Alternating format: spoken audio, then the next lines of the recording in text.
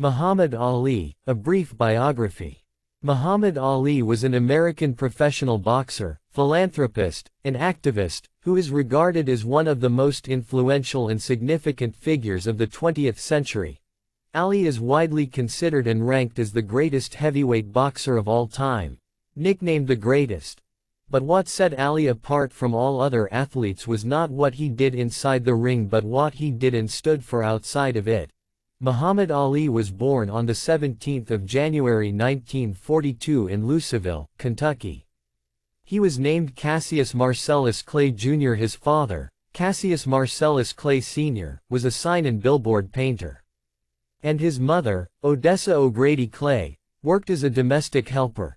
Even though Cassius Sr. was a Methodist, he allowed Odessa to raise Ali and his younger brother Rudolph, later renamed Rahman Ali, as Baptists. Muhammad Ali attended Central High School in Louisville. He was dyslexic and found it difficult to read and write in school. When Ali was growing up, racial segregation was rampant. On one particular occasion, he was even denied a drink of water at a local store due to the color of his skin. Such incidents deeply bothered and affected the young Ali. But the story that would impact him the most was the murder of the 14-year-old African-American boy named Emmett Till. Till was lynched to death in Mississippi in 1955, after being accused of offending a white woman in her family's grocery store. His killers were soon acquitted. The incident provoked Ali and his friend to take out their anger and frustration by vandalizing a local rail yard. Many years later, Ali remarked to his daughter Hannah that nothing ever shook him up more than the story of Emmett Till. Muhammad Ali was 12 years old when his new bicycle was stolen. Leaving him hurt and furious, Ali approached the Louisville police officer and boxing coach Joe E. Martin and told him about his stolen bicycle. Ali said that he would whoop the thief he found him. Martin told Ali that if he wished to do that, he must learn to box first. Ali did not pay much attention to Martin's offer at first. But shortly thereafter, Ali saw amateur boxers on a local television boxing program called Tomorrow's Champions and became interested in the prospect of boxing. Ali went back to Martin and took him up on his offer. He began training under Fred Stoner, whom he credits with giving him the real training, molding his style, stamina, and system. Muhammad Ali made his amateur boxing debut in 1954, aged 12. Against a local amateur boxer named Ronnie O'Keefe. Ali won by split decision and then eventually went on to win 6 Kentucky Golden Gloves titles, 2 National Golden Gloves titles, an Amateur Athletic Union national title, and the light heavyweight gold medal in the 1960 Summer Olympics in Rome, aged 18. Ali would later claim in his interviews and in his 1975 autobiography, that after returning from the Rome Olympics, he threw his gold medal in the Ohio River after he and his friend were refused to be served at a whites-only restaurant.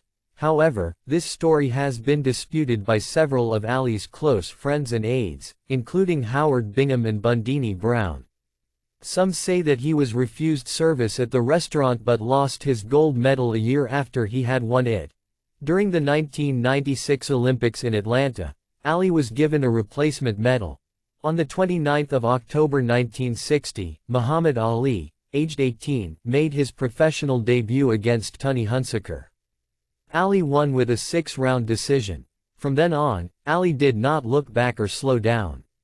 Until the end of 1963, he had amassed a record of 19 wins, 15 of which were by knockout, and 0 losses. Ali defeated boxers such as Jim Robinson, Lamar F. Clark, Doug Jones, Henry Cooper, and his former trainer and veteran boxer Archie Moore in 1962. For each of these fights, Ali resorted to his tactics of mental warfare by belittling, taunting, and insulting his opponents, while vaunting his own skills and abilities. Ali's trash-talking was inspired by professional wrestler Gorgeous George. He saw that George's trash-talking ability attracted huge crowds to his events. When Ali met George in Las Vegas in 1961, George told him that trash-talking would earn paying fans who would either want to see him lose or win. Ali understood the benefit of this tactic, as a greater crowd meant a bigger paycheck for him. And so, Ali decided to transform himself into a self-described big mouth and a bragger. In 1960, Muhammad Ali left Archie Moore's camp, partially due to his refusal to do chores such as sweeping, mopping, and washing clothes. Ali then asked his idol Sugar Ray Robinson to be his manager. But Robinson refused. The same year, Ali hired Angelo Dundee to be his trainer, with whom he would remain for the rest of his career. Dundee traveled the world with Ali, being his cornerman in all but 2 of his fights, against Tony Hunsaker in 1960 and Jimmy Ellis in 1971. After defeating Doug Jones on 13 March 1963 in what would be called the Fight of the Year, Muhammad Ali became the top contender for Sonny Liston's heavyweight title. Liston was a strong and intimidating personality with a criminal past. He was also said to have ties with the mob. The odds were 7-1 against Ali, making him the underdog. Liston's victory against the former heavyweight champion Floyd Patterson in 2 first-round knockouts made him the obvious favorite. But in spite of all this, Ali taunted and trash-talked Liston during the pre-fight build-up, calling him the Big Ugly Bear, and saying that Liston even smelled like a bear. Ali also said that once he would defeat Liston, he would donate Liston to the zoo. Many analysts and viewers thought that Ali's behavior and antics stemmed from fear.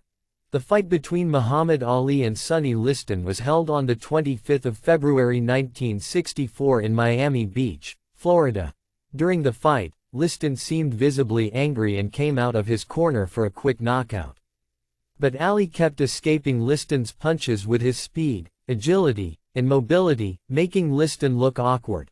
Ali then began attacking Liston with his quick, accurate jabs, and in the 3rd round hit Liston with a combination that buckled his knees and caused a cut under his left eye.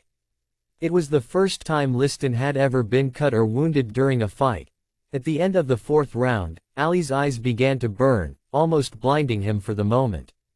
It is speculated that Liston's corner deliberately applied an ointment used for his cuts onto his gloves.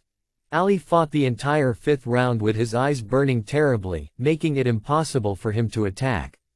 But Ali managed to dodge and escape Liston's attempts to knock him out until sweat and tears rinsed the irritation from his eyes. Ali came out in the 6th round and dominated Liston, hitting him repeatedly. For the 7th round, Liston did not answer the bell. Ali was declared the winner by TKO. Ali was only 22 years old, making him the youngest boxer to take the title from a reigning heavyweight champion.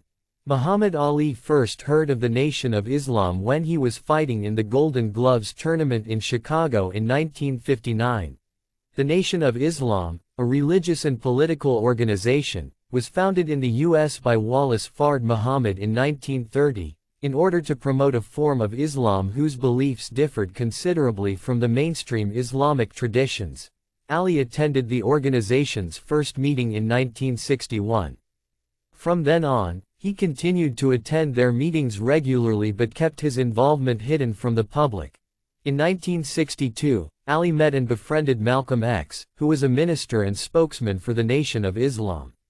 Malcolm was an advocate of black empowerment and promoted Islam within the black community, making him a popular figure during the civil rights movement. Ali and Malcolm immediately hit it off and Malcolm became Ali's spiritual and political mentor. Malcolm also became a part of Ali's regular entourage, leading the press to speculate that Ali had joined the Nation of Islam, which had almost caused his fight with Liston to be cancelled. Initially, Ali was refused entry into the Nation of Islam due to his boxing career.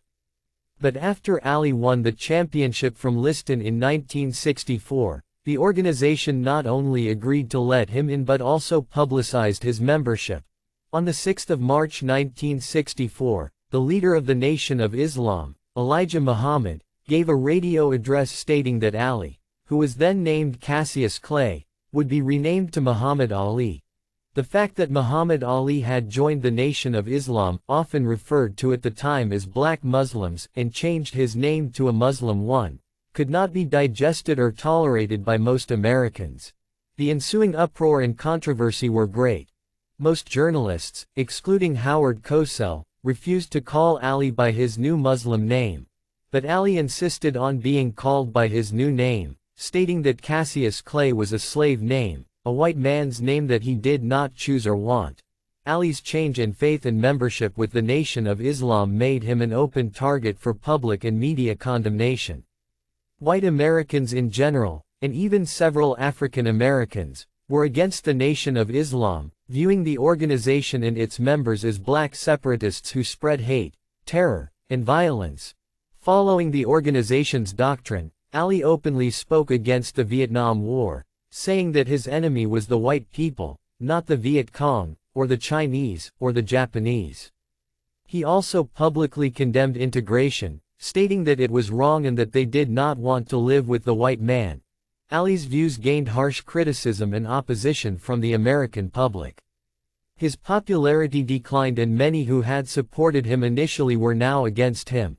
But that did not stop Ali from expressing his views boldly and proudly. He was no longer afraid to stand up to the white establishment. Barely 2 weeks after Ali joined the Nation of Islam, his friendship with Malcolm X came to an end after Malcolm left the organization due to disagreements with Elijah Muhammad. On the 25th of May 1965, Muhammad Ali faced Sonny Liston for the second time in a rematch held in Lewiston, Maine. The fight was initially supposed to take place in Boston the previous November but had to be postponed for 6 months due to Ali's emergency surgery for a hernia just 3 days before the fight. The much-anticipated fight turned out to be anticlimactic and controversial. Midway through the first round, Liston was knocked by a punch of Ali's that could barely be seen as it was so quick.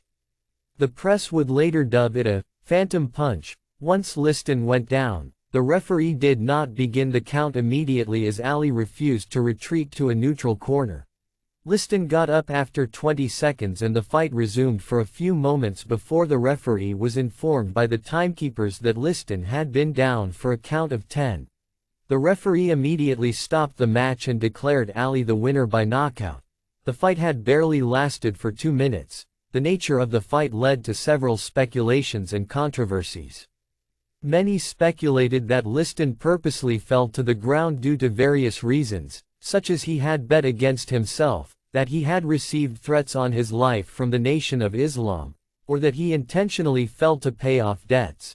However, slow-motion replays show that Liston was hit by a swift right from Ali, which led him to go down. Muhammad Ali fought former heavyweight champion, Floyd Patterson, on the 22nd of November 1965. Before the fight, both men verbally provoked and taunted each other in order to build the fight. Patterson insisted on calling Ali by his former name, which irritated and angered Ali. And Ali, on the other hand, called Patterson the Rabbit and referred to him as Uncle Tom. Patterson's biographer W. K. Stratton later claimed that the animosity between the two fighters was staged in order to increase ticket sales and the closed-circuit viewing audience. Ali dominated a visibly injured and struggling Patterson for 12 rounds, eventually winning by TKO. Ali was criticized in the media for toying with an injured Patterson during the fight. But in an interview with Howard Cosell, Ali explained that he was refraining from knocking out Patterson because he was injured. Muhammad Ali was scheduled to fight then WBA heavyweight champion Ernie Terrell on the 29th of March 1966. The WBA was one of 2 boxing associations that had stripped Ali of his title after he had joined the Nation of Islam. In February of that year, Ali was reclassified by the Louisville Draft Board as 1A from 1Y. Ali publicly stated that he would refuse to serve in the army as he had nothing against the Viet Cong as they had never called him a nigger or ill-treated him. Ali's stance resulted in a great public and media outcry, which led the Illinois Athletic Commission to refuse to sanction the fight citing technicalities.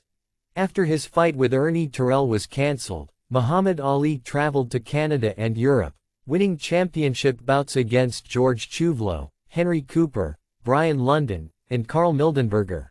Ali then returned to the U.S. and fought Cleveland Williams in the Houston Astrodome on the 14th of November 1966. The fight attracted a record-breaking indoor crowd of 35,460 people. Ali dominated the fight and won a third-round TKO. His performance was considered the finest one of his career. The fight between Muhammad Ali and Ernie Terrell was finally scheduled to be held on 6 February 1967 in Houston. Terrell was billed as Ali's toughest opponent since Liston. He had defeated many of the boxers Ali had faced and was unbeaten in 5 years. He also had a 3-inch reach advantage over Ali. In the lead-up to the fight, Terrell insisted on calling Ali by his former name, which infuriated Ali. They even almost fought with each other over the issue in a pre-fight interview with Howard Cosell. Ali wanted to humiliate Terrell during the fight. It was a close fight until the 6th round. But in the 7th round, Ali bloodied Terrell and almost knocked him out. Terrell was shaken. From the 8th round onward, Ali began taunting Terrell by hitting him with jabs and shouting between punches, "What's my name, Uncle Tom? What's my name?" Ali won a unanimous 15-round decision. But critics described the fight as one of the ugliest boxing fights. They thought Ali had shown much arrogance and cruelty by his intent to prolong the fight to inflict maximum punishment. In 1964, Muhammad Ali, aged 22, had been classified as Class 1Y, fit for service only in times of national emergency, after failing the U.S. Armed Forces qualifying test because his writing and spelling skills were substandard due to his dyslexia. But by early 1966, the Army lowered its standards, allowing in soldiers above the 15th percentile. Hence, Ali was reclassified as 1A. This meant that he was now eligible for the draft at a time when the U.S. was heavily involved in the Vietnam War. When he was notified of this, Ali publicly declared that he would refuse to serve in the army, stating that war was against the teachings of the Quran, unless it was declared by Allah or the Messenger Elijah Muhammad. Ali considered himself a conscientious objector. And on the 28th of April 1967, on the day of his induction in Houston, he refused thrice to step forward when his name was called out. Ali's stance put him further at odds with the white establishment. He soon became the most hated man in the country. Upon refusing to be inducted, Muhammad Ali began receiving several death threats.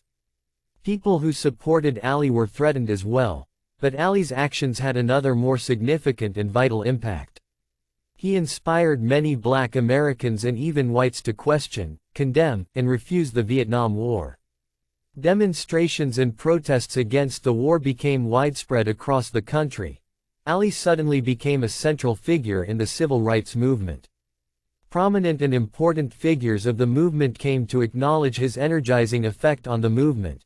Ali had sacrificed everything for a just cause. He had put his career, money, and fame on the line, knowing well he could end up in jail.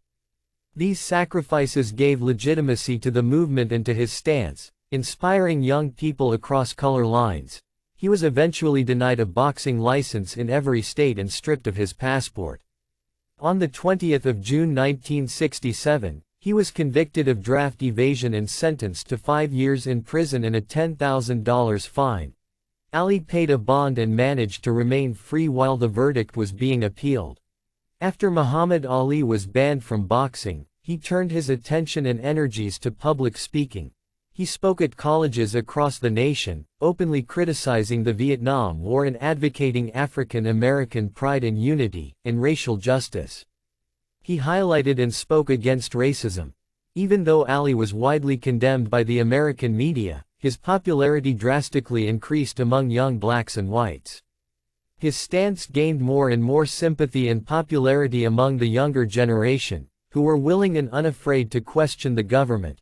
As a result of his ban, Ali was unable to fight for over 3 years, from 1967 to 1970, while his case worked its way through the appeals process.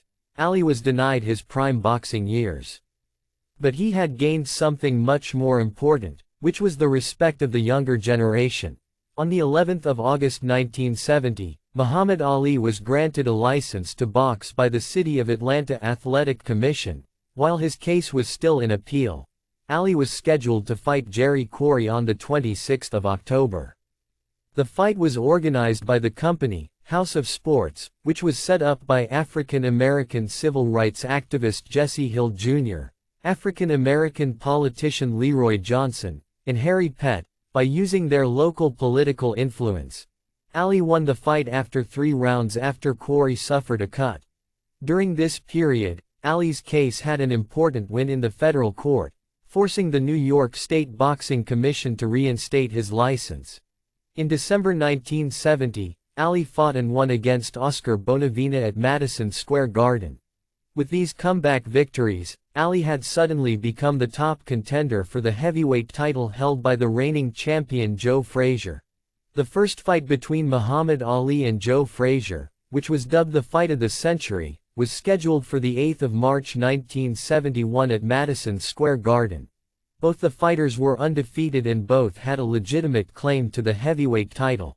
There was great excitement and hype around the fight, attracting unprecedented media attention and publicity. To make matters more interesting, the pre-fight antics by both fighters garnered a lot of attention. Frazier called Ali by his former name, while Ali said that Frazier was too ugly and dumb to be the champion, and called him an Uncle Tom. Ali portrayed himself as the fighter of his people, the people's champ, saying that he represented the little man in the ghetto, while Frazier represented white people in suits, members of the Ku Klux Klan, and Alabama sheriffs. In order to prepare for the fight, Ali found a 5-acre site on a Pennsylvania country road in the village of Deer Lake, where he set up his training camp for the fight. He liked the country setting of the camp and would go on to train there for all of his fights until the end of his career. The fight lived up to its hype and expectations. It started out even in the early rounds. Joe Frazier constantly pressured Muhammad Ali, crouching, bobbing, weaving, and relentlessly attacking Ali's body. Ali, on the other hand, regularly hit Frazier with his quick jabs and combinations. Ali was taking more hits and punishment than he ever had before. In the later rounds, Ali began leaning on the ropes, allowing Frazier to hit him and tire himself out. In the 11th round, Frazier's left hook shook and wobbled Ali, forcing him to stagger backward across the ring. In the last round, Frazier connected another dangerous left hook that knocked Ali down. But Ali got back up on his feet in 3 seconds. Ali lost the fight by unanimous decision, making it his first professional defeat. After losing to Joe Frazier, Muhammad Ali went on to fight Jerry Quarry, Floyd Patterson, and Bob Foster. He won 6 fights in 1972. On the 31st of March 1973, Ali fought, lost, and broke his jaw against Ken Norton. It was the second professional loss of his career. On the 10th of September 1973, Ali fought Norton for the second time. The highly anticipated match was held at the Forum, California. The fight was close but Ali won by a split decision. He had demonstrated the physical stamina of his early days. The second fight between Muhammad Ali and Joe Frazier took place on the 28th of January 1974 at Madison Square Garden. Frazier had recently lost his heavyweight title to George Foreman. Ali started out strong in the early rounds, even staggering Frazier in the second round. But in the middle rounds, Frazier gained composure and snapped Ali's head in round 7. In the last 4 rounds, the fight shifted round to round in each fighter's momentum. Ali managed to stay away and avoid Frazier's deadly left hook for the rest of the fight and tried to tire him out by tying him up when he was cornered.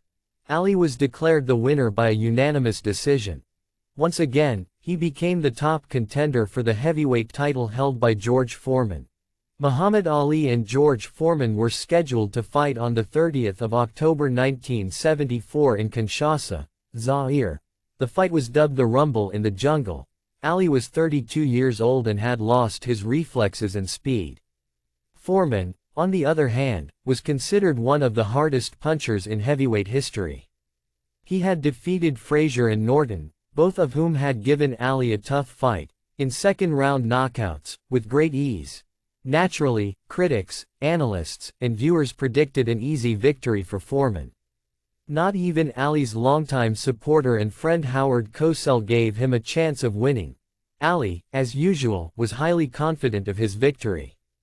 He continued with his pre-fight trash-talking and theatrics, calling Foreman the mummy and making poems about him. In spite of the odds being against him, Ali had one important factor going in his favor. He became widely popular among the people of Zaire, becoming their favorite fighter between the two. Wherever he went, he was surrounded by crowds that constantly chanted, "Ali, Bomayi. Ali, kill him." Muhammad Ali began the fight by moving and scoring with right crosses to Foreman's head. But from the second onward, Foreman began attacking Ali with his powerful punches. Ali retreated to the ropes, inviting Foreman to continue hitting him while covering up, clinching, and counter-punching. While Ali did this, he continued with his mental warfare tactics, verbally taunting and teasing Foreman. Ali's technique of retreating to the ropes and allowing Foreman to keep striking him went against all conventional boxing wisdom. The move was later dubbed the rope-a-dope. Ali's continuous trash-talking angered and distracted Foreman, provoking him to keep throwing punches which were tiring him out. Midway through the fight, Foreman became visibly tired. His punches became less accurate and less powerful. Ali began taking advantage of Foreman's state, countering more frequently with swift and accurate punches, flurries, and combinations. In the 8th round, Foreman, utterly exhausted, fell to the floor after being hit with a combination by Ali. The crowd erupted with excitement. Foreman failed to make the count. Ali had once again regained the heavyweight title against all odds. The fight is regarded as one of the greatest fights in boxing history and was the world's most watched live television broadcast at the time, attracting an estimated 1 billion viewers worldwide. The third fight between Muhammad Ali and Joe Frazier was scheduled to be held on 1 October 1975 in Manila, Philippines. The fight was dubbed the Thrilla in Manila and it attracted worldwide attention and publicity. This would be the deciding fight between the two great fighters. In the early rounds of the fight, Ali was aggressive, moving about and frequently exchanging blows with Frazier. But in the middle rounds, Ali began to tire. He quickly adopted the rope-a-dope strategy and resorted to clinching. Frazier continued to attack Ali relentlessly but Ali managed to do some effective counter-punching. From the 12th round onward, Frazier began to tire out, allowing Ali to hit him with several blows that closed his left eye and opened a cut over his right eye. Ali took advantage of this and dominated the 13th and 14th rounds. For the 15th and final round, Frazier's trainer refused to allow Frazier to answer the bell despite Frazier's protests. Both his eyes were swollen shut by now. The fight was stopped and Ali was declared the winner by TKO. But Ali could not celebrate much. He sat on the stool in his corner, visibly tired and exhausted. After this fight, Ali gained even more respect for Joe Frazier. He even said that Frazier was the greatest fighter of all time next to him. The fight took a toll on Ali. He remarked that it was the closest thing to dying that he had experienced. He even refused to watch the fight on tape, referring to it as hell. After the fight, for the first time, Ali seriously considered retirement. Muhammad Ali and Ken Norton met for their third and final fight on the 28th of September 1976 at Yankee Stadium, New York. This time Ali entered the ring as the heavyweight champion. Although neither fighter was able to dominate or establish themselves as the obvious winner, most commentators and viewers gave the fight to Norton. However, Ali was declared the winner by unanimous decision, a result which was contested and booed by the audience. All statistics pointed toward Norton's victory. Ali himself admitted that Norton deserved to win the fight. During this period, Ali had a fallout with the Nation of Islam and converted to Sunni Islam. He announced his retirement after the Norton fight in order to practice his faith. However, in May 1977, Ali returned to defeat Alfredo Evangelista. In September of that year, Ali fought a difficult bout against Ernie Shivers. Though he won by unanimous decision, Ali had struggled, compelling his longtime doctor to ask him to retire. Ali's doctor, Ferdy Pacheco, had received a report from the New York State Athletic Commission which showed that Ali's kidneys were falling apart. Pacheco wrote to Ali, his wife, and Angelo Dundee, but got no response. That was when Pacheco decided to quit. On the 15th of February 1978, Muhammad Ali fought and lost against Leon Spinks at the Hilton Hotel in Las Vegas. Spinks became the undisputed heavyweight champion after his victory. At the time, he had only 8 professional fights to his credit and was the underdog against Ali. Ali himself had not prepared enough for the fight. He had not trained seriously, sparring less than 24 rounds in preparation for the fight. And he was visibly out of shape. Spinks won by split decision, thereby becoming the only fighter ever to take a world title away from Ali in the ring. A rematch between Ali and Spinks took place on 15 September 1978 at the Superdome in New Orleans, Louisiana. The fight was attended by 70,000 people, paying a total of $6 million in admissions. It became the largest live gate in boxing history at the time. Ali won the fight by unanimous decision, making him the first heavyweight champion to win the belt 3 times. On 27 July 1979, Muhammad Ali announced his retirement from boxing once again. However, this 1-2 did not last long. Ali returned to fight Larry Holmes for the WBC belt. He wished to win the heavyweight championship for an unprecedented 4th time. Many believe that Ali most probably wanted to fight for monetary reasons, but Holmes did not want to fight Ali as he knew that Ali was no longer the same. Ali had begun to stutter and slur his words, and his hands trembled, all of which were signs of the start of Parkinson's syndrome. The fight took place on 2 October 1980 in Las Vegas Valley. Holmes dominated Ali with ease, while Ali kept taking the punishment, looking helpless. After the 10th round, Angelo Dundee asked the referee to stop the fight. It was the only time Ali had lost through stoppage. On the 11th of December 1981, Muhammad Ali fought in his last boxing match against Jamaican boxer Trevor Berbick in Nassau, Bahamas. Ali lost a 10-round decision. After the fight with Berbick, Ali retired from boxing for good. In 1984, Muhammad Ali was diagnosed with Parkinson's syndrome, which was the result of the hittings and punishment he took over the course of his boxing career. After retirement, Ali immersed himself in activism, philanthropy, and humanitarian work. He believed in practicing his Islamic duty of charity and committing good deeds toward others. Ali donated millions to charity, helping the suffering and disadvantaged people from all religious backgrounds. It is estimated that Ali helped to feed more than 22 million people suffering from poverty and hunger across the world. Ali was also a strong advocate for education.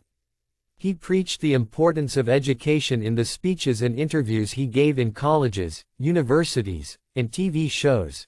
Even before he retired, he was an active philanthropist, donating money to various causes. In 1967, he had become the largest single black donor to the United Negro College Fund. He visited Africa and the Palestinian refugee camp in southern Lebanon, where he pledged his support for the Palestinian struggle to liberate their homeland. In 1978, he traveled to Bangladesh, where he received honorary citizenship. He also took part in a protest march in the U.S., along with Marlon Brando and Stevie Wonder, in support of Native American rights. In 1985, Ali visited Israel to request the release of Muslim prisoners at the Atlit detainee camp. But Israel refused to do so. In 1988, Ali visited Sudan in order to raise awareness about the plight of famine victims. In 1990, he visited Iraq to meet Saddam Hussein, to negotiate the release of American hostages, a task in which he was successful. In 1994, Ali campaigned to the U.S. government to aid the refugees afflicted by the Rwandan genocide. Muhammad Ali's fight with Parkinson's syndrome led to a gradual decline in his health. By 2012, Ali could no longer stand on his own and spoke with great difficulty. On the 2nd of June 2016, Ali was hospitalized in Scottsdale, Arizona with a respiratory illness. His condition was grave. The next day, Ali, aged 74, passed away from septic shock. Following his death, Ali became the #1 trending topic on Facebook and Twitter.